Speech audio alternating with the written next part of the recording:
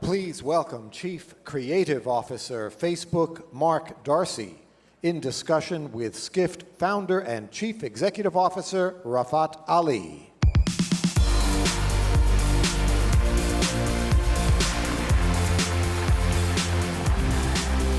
So, the best session of the whole conference starts right now. Is that a review? That's a pre-review. Yes, All right. not on TripAdvisor. Good. That's a terrible joke I made. So, thank you, Mark, for being here. It's a huge honor that you're here. It's nice to be here. And I'm the last speaker before drinks. That's my power slot. You are holding all of these people from getting back home. Is that what it is? Yeah. Well, is it the travel industry? They've done that to me. No, I'm just kidding. It's good.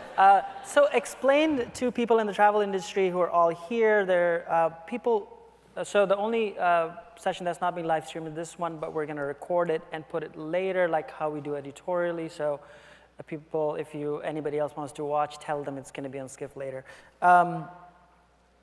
What does Chief Creative Officer of Facebook mean? You sound like my boss. So it's the Chief Creative Officer. Like, I run a team in the business side of Facebook. And I think I came to Facebook about 6.5 years ago. And it just really comes from a really central belief that we have this belief that no matter what technology is going on, or all the big trends I'm sure you were speaking about over the last couple of days, creativity is this essential element in unlocking the value of it to drive value for business by driving value for people. And in this world we live in, where all of us, and all of the people in this audience around the world that you all serve, that we all serve, they're more empowered than ever.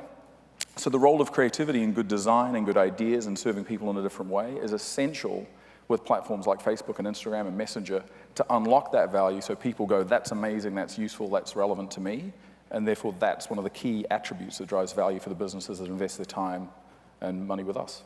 So you overlooked the studio that is also not just Facebook the product, but is Messenger.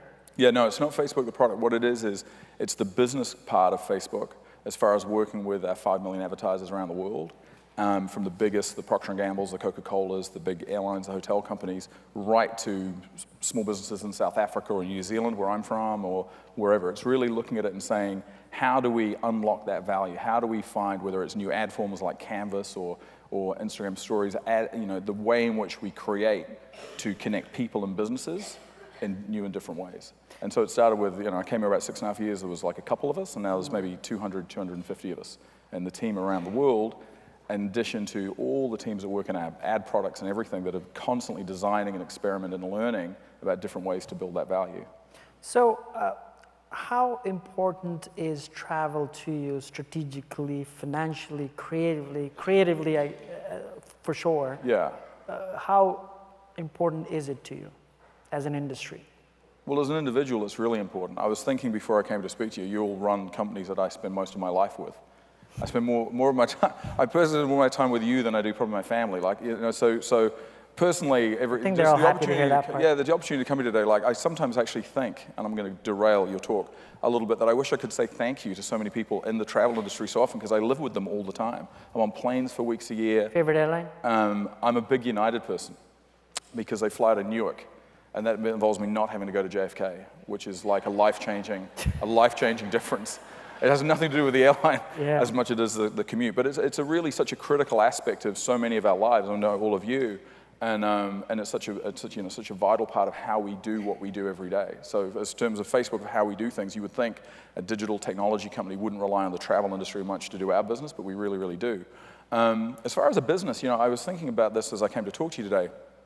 We obviously have a huge variety of businesses that leverage Facebook and Instagram and Messenger, all sorts of kind of things. But there are some industries, like I was in LA recently, we're talking with the entertainment business, and I think the travel industry is sort of similar, that you wake up on second base, if I can use it, as in a New Zealander, if I can use an Americanism. You wake up on second base, and what I mean by that is like, you're inherently interesting, right? You wake up interesting because you're talking about an aspect of people's lives that's fundamentally something their eyes, when they see it in their feed or they're going to connect with it, it's deeply personal.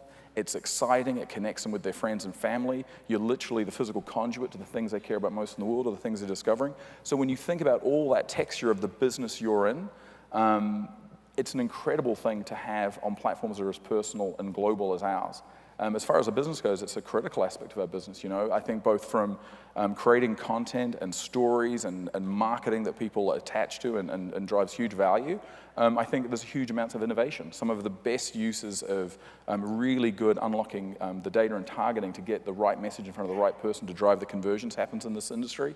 We have some of the smartest people who are sort of, and I mean it in a Any positive way. brands you want to name? No, because then people get upset. No. We have a lot. I think a lot of the people, like we do work. One of the recent things we did actually with Kayak was super impressive. And one of the issues that we see that I'll counter what I'm saying about being interesting is the need for all of you and all of your agencies and everyone who's creating for you to commodify those messages, right? Because there's superficially so much interest in a beautiful beach or a historic landmark, but the job of decommodifying it. And we've done a lot of work across the industry, but we've recently been doing a lot of work using video in the performance end of the business. We did some wonderful workshops with Kayak that just stand out for their adoption of this. And again, not just designing it because it's pretty or it's just superficially good, it's the economic drive that it has when that stuff hits people's feeds. So a lot of your life, I bet, is speaking to CMOs or at least talking to CMOs. Yeah. What's your biggest frustration on what they don't get, these CMOs and marketing organizations? I'm sort of It's always hard, isn't it, when you say it's like clients or agencies or these people or that people, because everyone's incredibly unique. And I think everyone has common challenges. So if you're a CMO in this room from a young, disruptive, company, you're going to be probably acting in a slightly different way to somebody who has tens of thousands of employees and some legacy structure. And I think that's probably at the heart of the thing that's going on in all industries, not just the travel industry right now. So CMOs generally, I think, have a very hard job managing the complexity of all the information they're being thrown at them around what they should be doing.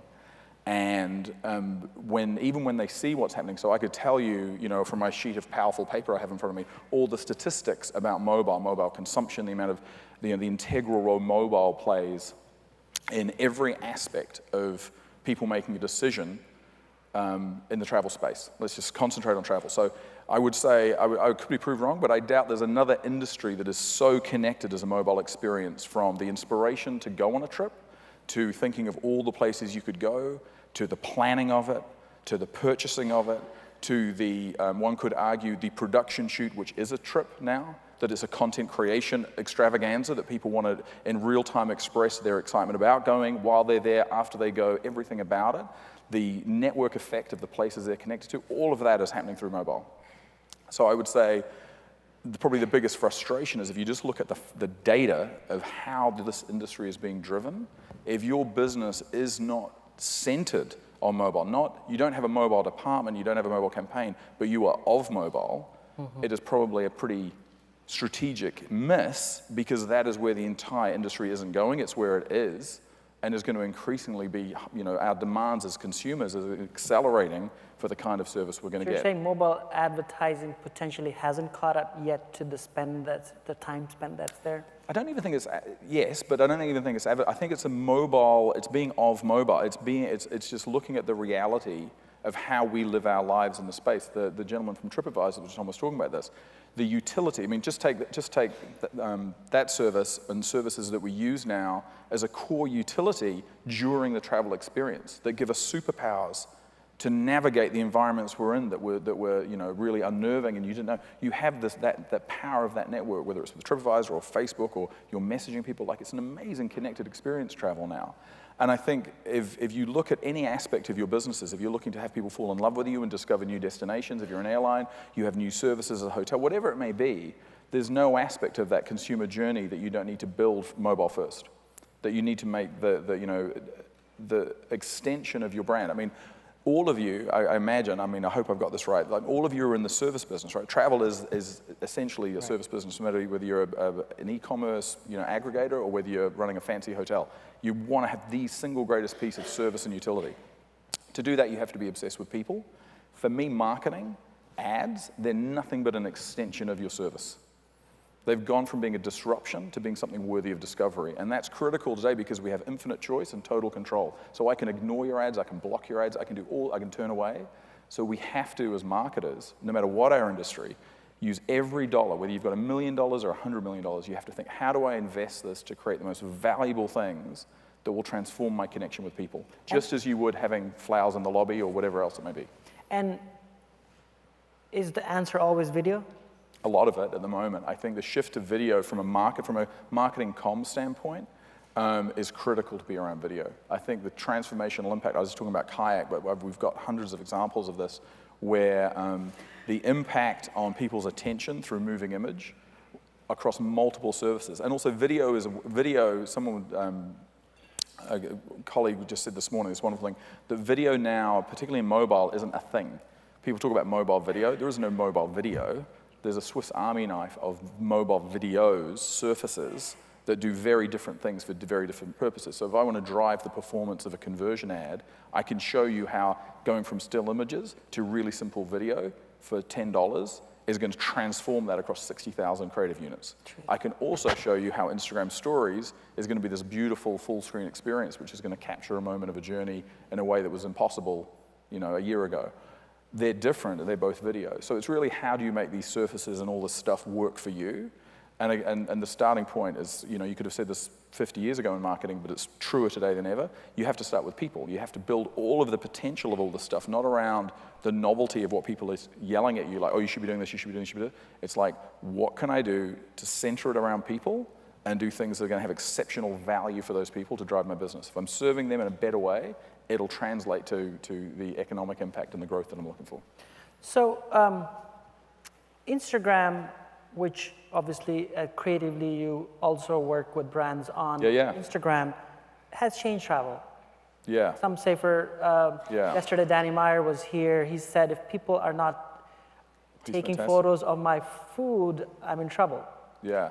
Which essentially meant Instagram. And apparently it's changed how chefs plate, right? Did he talk about that? Apparently chefs are plating differently now. Yes. Because it's critical. It's not good enough just to taste good. It has to. Yeah, and Rene Redzepi of Noma, he uses Instagram stories to tell the story. He was in Faroe Island and used Instagram stories, etc.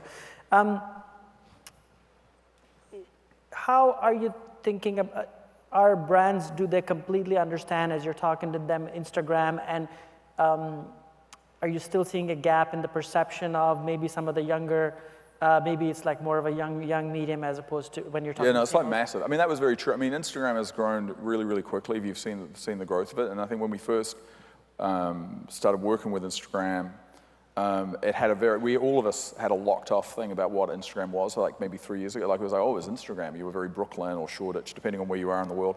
And I think like the explosive growth, the diversity, we had a whole thing about opening the aperture on Instagram, just explaining the diversity of all the different ways people were expressing themselves and connecting on Instagram. And that was just in feed, right? That was just in feed. Mm-hmm. And then, so now you have these sort of two tracks of content that are being generated. There's the probably more studied expressions through Instagram feed where people are sort of thinking far more about what they're expressing on that. There's the artistry of it, if it's food, whatever it may be, obviously a huge amount of travel.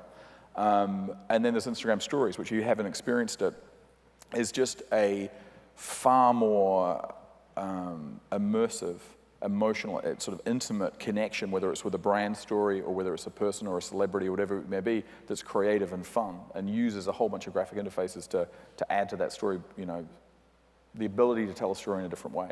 So I think between the two of them, there's like two channels of content that are really interesting. And again, to pivot to like the business aspect, because it's a business conference, I think probably if you're not charging your creative teams, wherever they may be, to really understand it, this is like something that is months in development. And so I just think if you go back to like one of the, frustration's the wrong word, a sense of optimism and urgency I would have is like, we weren't there when magazines were invented, but boy, we're really at the beginning of this. Every brand in the world can have a competitive advantage just being smarter than anyone else. And the way to get smarter is to make more and learn more and maybe not be perfect the first time, but just get faster and faster at having your creative department be a learning department and go like, we're better than everyone else. So the faster part scares people. Why? Just in terms of the volume and the resources that need to be done. Are we just churning out for the sake of churning out? Well, it depends how you're making things, right? So that's the structure of the production process. One of the things we have as an industry, as a creative industry, is we have a structure of production that's built on a model of making a certain number of things for a certain number of places. And a lot of that is the structural problem of approvals, legal, all, you know, the budget, all this kind of thing. And one of the things we see working very well, and actually some of the people in the travel industry are the best at this, is the agility that's required to be able to create structures where you can prototype and do more learning rather than testing, right? You're learning through doing. And for that, you need good taste. You need good guardrails so you're not doing things that are going to damage the brand or be idiotic. But within that framework of what you're trying to do, you need to learn way faster. And the thing that, you know, like when people say that's really hard, the thing you have to remember is, and you know this in the travel industry better than probably any industry in the world, your audience makes more content than you do. So when you think you're really good at something, I assure you that your best customers are on Instagram stories more than you are. They know more about it than you do. They have taste about it more, you know, that's probably more refined. And I don't mean that as an insult, because they are, by their very volume and their, you know, their engagement with it, living through these platforms. So as a brand, if we're not accelerating our collective learning and we're not building our systems to be as fast as our customer, how can we possibly keep up with their expectations? It's impossible. So let's dig a little bit into a topic there. Time and again, research has shown that friends and family are the biggest influencers in travel. Guess how that influence is To happening? get away from them or to get to them? It's George Burns, the old comedian, had this great line. He said, what you need in life is a very large, close-knit family in another city.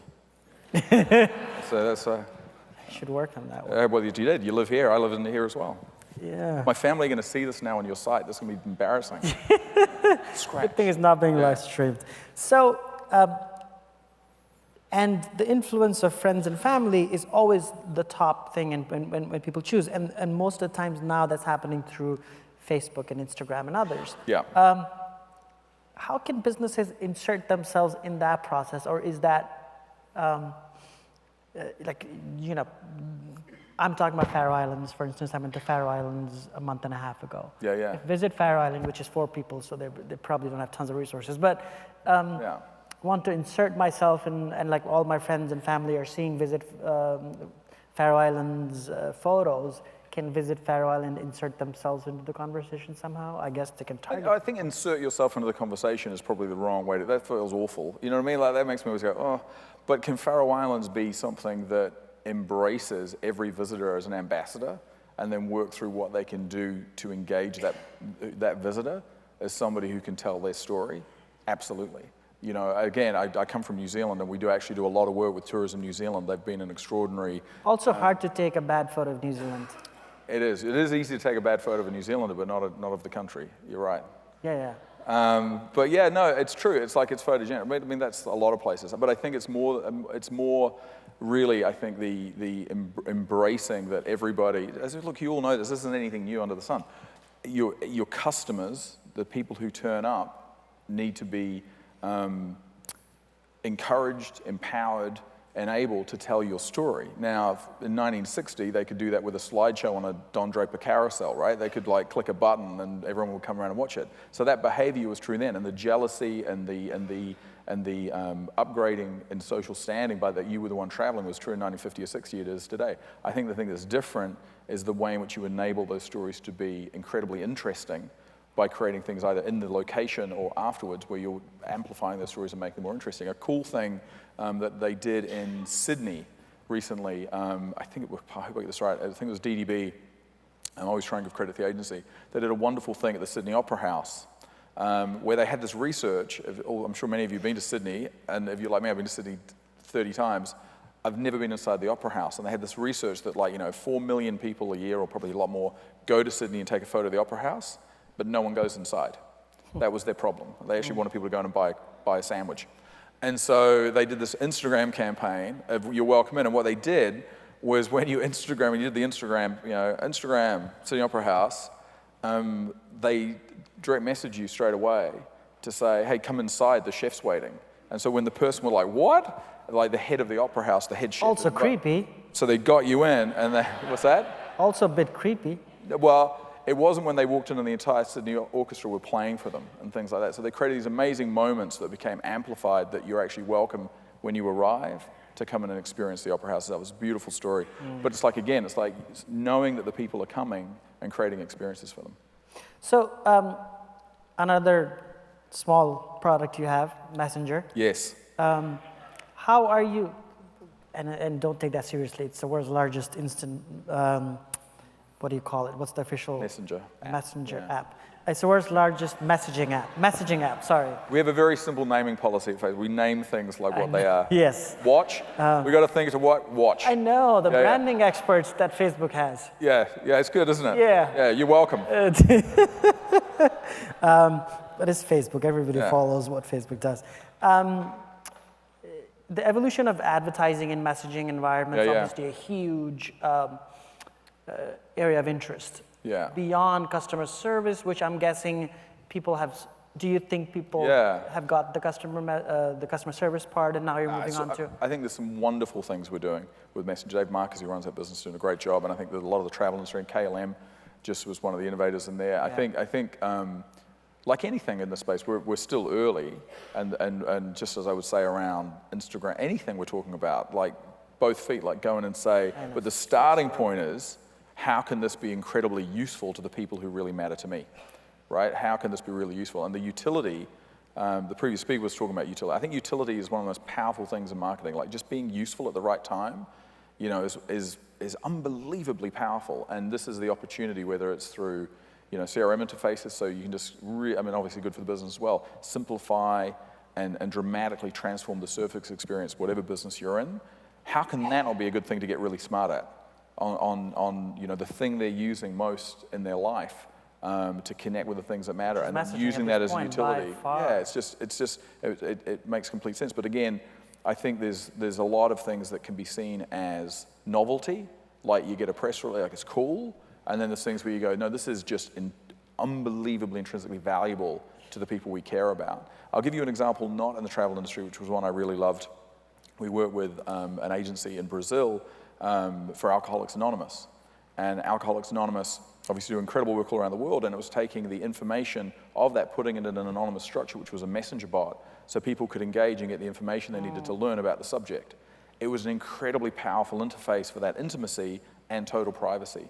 And when the adoption rates, it was like, I'm making up these numbers for the tape because I can't remember them, but it was like 5,000 increase in inquiries. But they were young people, they were women, they were people that never would walk in. So that's a case of a utility, obviously outside your business, but like a utility that was incredibly valuable that the interface brought to life. So I think, again, start with people, start with how you connect and how you can make that so much better for people if you use it in different ways. I think it's also a very powerful advertising platform. We've got advertising that's going to be integrated, but I think It's still very early days on the advertising. yeah, it's early. I think the thing to look at is, again, how not we should do this because we should do it, but how do we leverage this to be exponentially more valuable than our competitors for the people we want to engage with, because that's where they're living. So also VR, Yeah. Facebook has a stake in the sense that With Oculus, yeah. Oculus. Travel probably is the lowest hanging fruit you would think Yeah. in a business use case for VR. And all of the people here are trying to figure that out. Yeah. And obviously they're looking to you Yeah. to answer that question. Yeah.